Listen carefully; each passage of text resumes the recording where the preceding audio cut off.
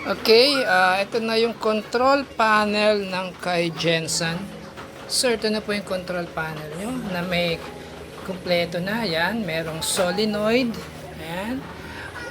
Module ng igniter at fire sensor, heat sensor. Ayan.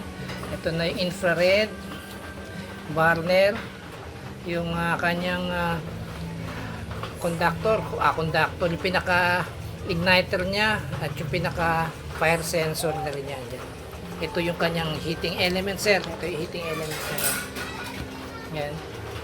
So ngayon itetest natin siya. Okay. Ay, sorry. Yan. Okay. Bawalan natin. Yan. Hintayin natin magkulay green, sir. Ayan. Pag nag-green pwede na natin i-ignite itong i-trigger itong ating mga okay, burner 1, burner 2. Ayan. Ayan siya. Yun, nag-apoy na, sir. Okay. Ayan siya. So ayan na siya. Okay na siya. Ngayon pag umabot siya ng naka-program lang sa 100 degrees pero dapat 200 yan. Change natin yan, sir. Yan. Change natin sa 200 yan. Pag na-reach niya yung 200, mamamatay siya. Tapos magwa 190. Pagdating ng 190, aandar ulit siya. Mag-trigger ulit itong infrared. So, ayan siya. Okay. So, ayan, sir. No?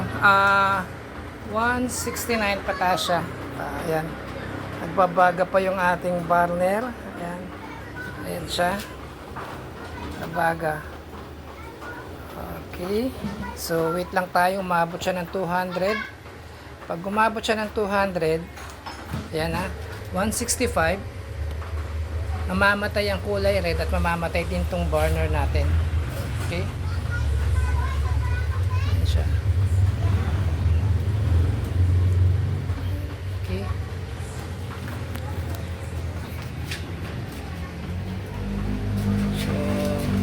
Ayusin natin yung ating thermostat.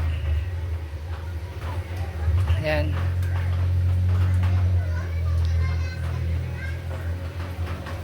Ayan siya, ayan. Okay, wait lang tayo. Ito mainit. Ayan. At tumataas na yung ating temp. 170. Ayan, naka-burner tayo. Ayan. Mataas na siya. Pagdating ng 200, mamamatay yan.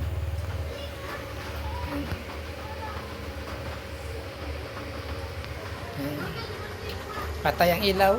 Mamamatay na rin yung burner natin. Ngayon, pagdating naman niya ng 190, ayan. Pag dumating siya ng 190, ay ignite naman na ulit ang ating burner. Yan. Tapos, yun, nagkapoy ulit siya. Yan. So, ulit-ulit lang siya. Pag umabot ng 200, patay ulit. So, okay. Good.